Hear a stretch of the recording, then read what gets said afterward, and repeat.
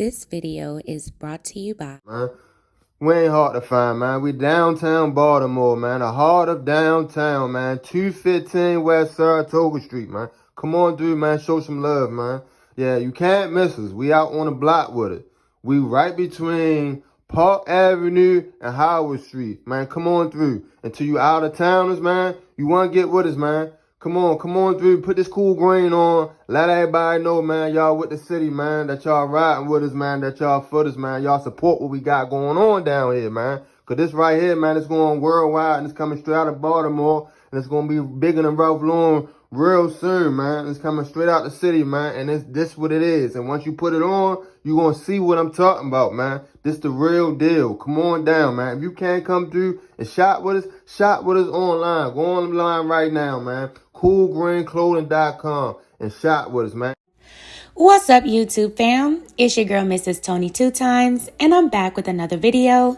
In this episode of the Baltimore Way, I'll be discussing the senseless slaying of 13-year-old Kelsey Washington, who sadly lost her life just minding her business. Before we get into this video, please don't forget to subscribe if you're new to our channel. Go ahead and click that notification bell to get notified every time we upload. If you're rocking with the content, smash that like button. Feel free to share this video with everyone you know. Make sure you watch until the end to hear the story and my brief commentary. This is an ongoing and active investigation. Everything in this video is alleged. All right, let's jump right into it. According to sources, on Monday, November 7th, 2022, in the late afternoon on East Fayette Street, Kelsey Washington, a bright and beautiful teenager, was in the neighborhood trying to raise money for her school and dance team's fundraiser. Close by, there were quite a bit of people standing next to a parked car in the parking lot in front of a store on the corner of East Fayette and North Caroline Streets. Next thing you know, shots rang out and people ran to take cover.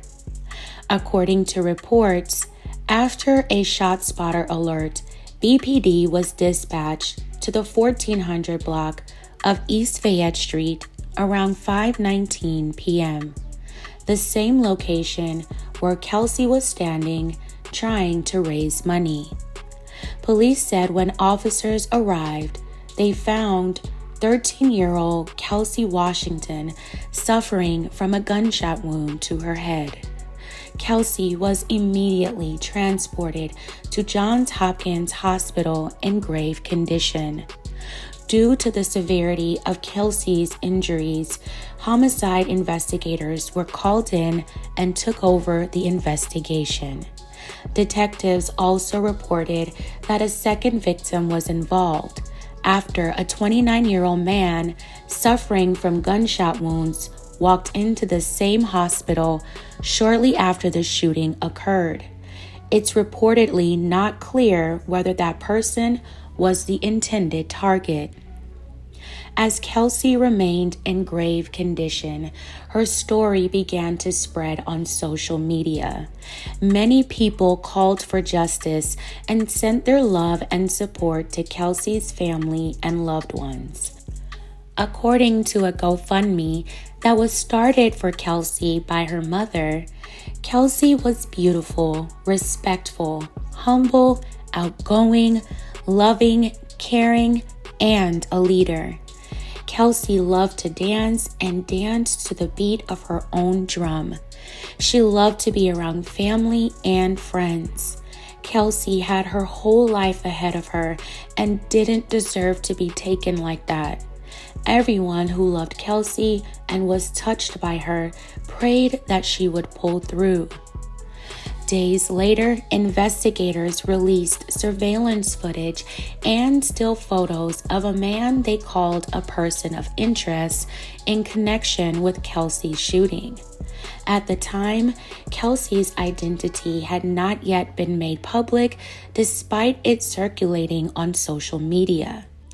Investigators said they believed that someone opened fire indiscriminately into a car in the parking lot of the store, probably intending to hit someone in the parked car, but instead hit Kelsey, who was standing outside minding her business.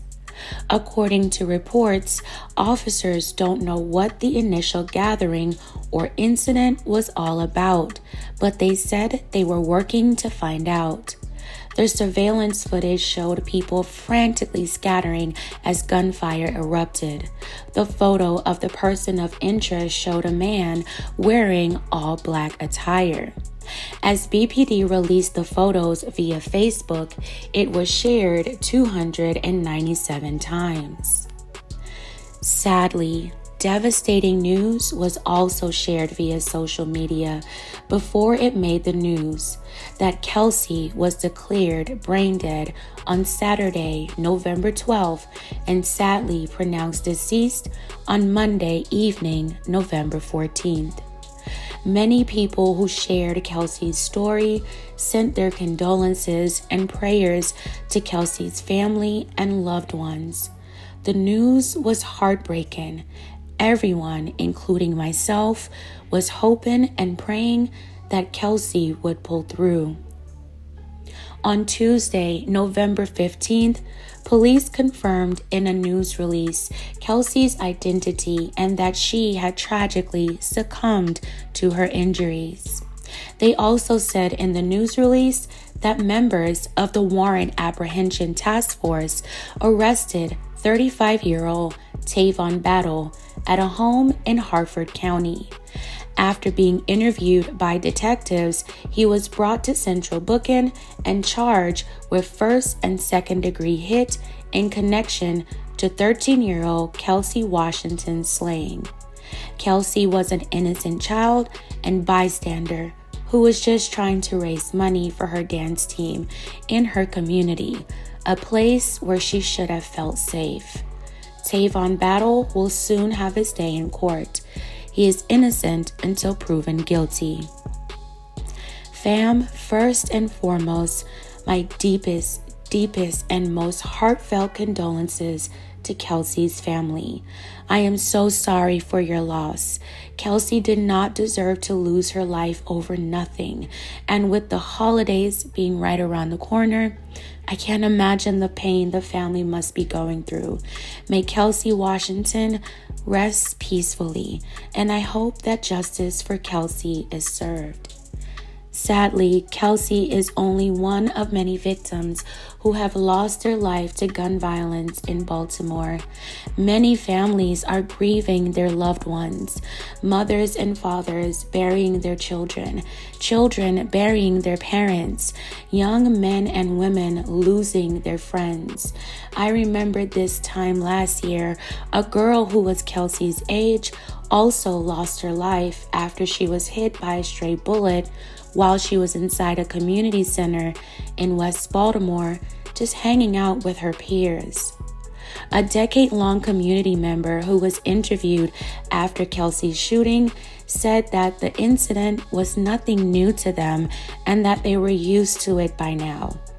However, it's hard for me to accept that some things should become the norm. People are pretty much forced to become desensitized to such behavior in their environments. That should not have to be something a person should have to get used to if they're just living at home and not fighting in a battle zone. I know that Baltimore City has always had a bad rep, but Baltimore and its people are way better than what it's portrayed. Everywhere has its dark side, but the city is beautiful and rich with this country's history. You meet the most down-to-earth, hardworking, loving, and caring people in that city. I have never felt more cared for by people I became friends and family with than when I lived in Baltimore. There are many residents who are fed up with what's happening and want change. My prayers are with everyone that's been impacted by tragic and sudden loss. While I know a complete 180 may never take place when it involves situations like this, I pray for some relief and I pray for a time of peace. Big ups to all the community leaders, activists, and residents who are on the front lines every day fighting to make a change. All right, fam, tell me your thoughts in the comments below. Thank you all so much for watching. Please feel free to like, share, and subscribe. This is your girl, Mrs. Tony 2 Times, and I'm out.